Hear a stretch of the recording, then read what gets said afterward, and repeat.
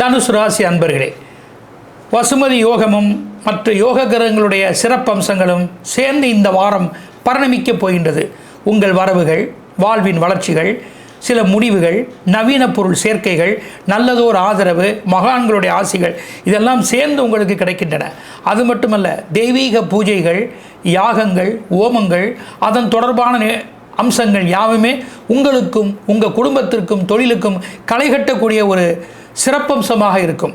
தனது பூர்வீகத்திலோ அல்லது முன் நிலுவைகளோ தனக்கு வர வேண்டியவைகளோ ஏதேனும் ஒன்று கைகூடலாம். மனைவி மக்களுடைய சப்போர்ட்டுகள் முழுமையாக இருக்கும்.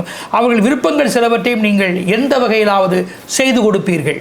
மீடியா, மருத்துவம், கன்சல்டிங், வாகனம், கல்விக்கூடம் மற்றும் ரெவின்யூ இந்த வகை ஜீவனத்தில் இருப்பவர்களுக்கு இந்த வாரம் ஆதாயங்களே. அதிர்ஷ்ட நிறங்கள் பர்பிள், சிகப்பு. வளர்ந்தொரு வாஸ்து திசைகள் தெற்கு, கிழக்கு. பண முயற்சி கைகூடும் தேதிகள் 26, 27, 28. வழிபாடுகள் நாயன்மார்கள் அல்லது ஆழ்வார்கள். சந்திராஷ்டமம் 30, 31. இந்த தேதிகளில் நீங்கள் மிகவும் கவனமுடன் இருப்பது நல்லதே. மணி ஓசை கேட்க வேண்டும்.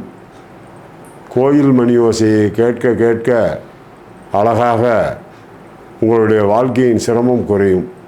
இதை யார் சொன்னார்? கவியரசு கண்ணதாசன் அழகாக சொன்னார். தன்னுடைய முதுமை காலத்திலே அவருடைய கால்கள் நடக்க முடியாத போது வலியினுடைய கொடுமை தாங்காமல் அவர் சிந்திக்கும் போது அவர் சொன்ன வார்த்தை தான், அந்த கண்ணபுரானுடைய கிருஷ்ண பரமாத்மாவினுடைய கோயிலிலே அடிக்கின்ற மணி ஓசையை கேட்ட முன்பு என் காலில் உள்ள வலிகள் குறைகின்றது என்று சொன்னார்.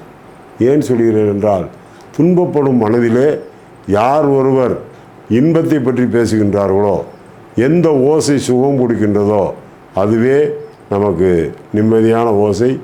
உங்களுக்கு ஏற்கனவே 6 கூறியிருக்கின்றார், எதிர்த்தரப்பான விஷயங்கள் நடக்கும்.